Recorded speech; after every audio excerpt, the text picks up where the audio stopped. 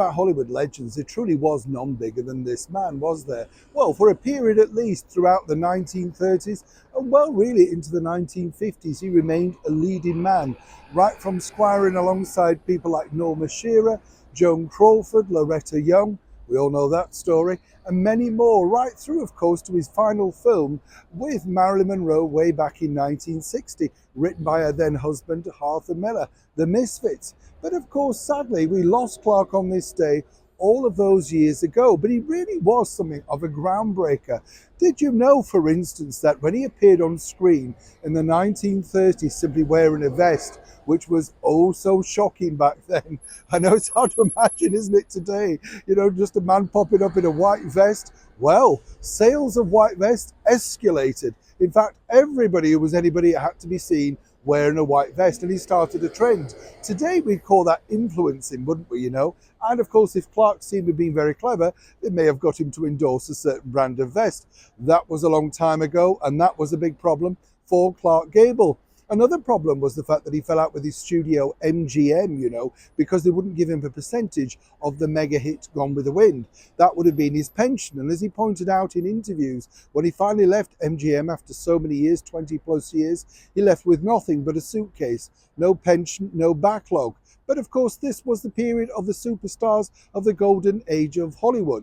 And the story goes, you know, that basically he sadly lost his life due to a lot of waiting around on the very final set of The Misfits co-star. And as I say, Montgomery Clift, fresh from his accident, and of course the ubiquitous Marilyn Monroe.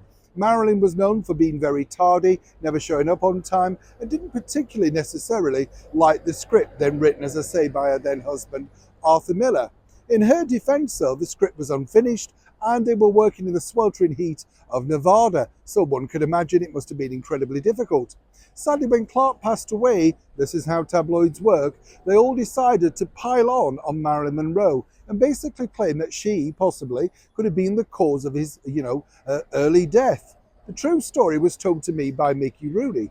See, Mickey knew Clark very well from his years at MGM, and he basically said, look, Clark Gable drank like a fish and smoked like a chimney, up to 60 unfiltered cigarettes a day, and drank literally at any time of the day. Of course, he'd suffered great loss in his own personal life with the demise of his young bride, the beautiful actress Carole Lombard.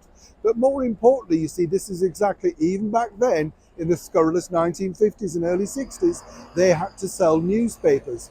Fortunately, all this blame was finally appeased when Marilyn Monroe was invited to the christening of his son way back in 1961. And even then, that was only given scant attention, basically saying how his widow, Kay, had finally forgiven Marilyn. You see how the media works even back then. So when we think about people of the golden age of Hollywood, let's not forget what a superstar Clark Gable truly was, all the way from those big hit movies of the 1930s and 40s, way through to his very final film, which is still worth a look even today, The Misfits. Neil Sean in the very heart of London.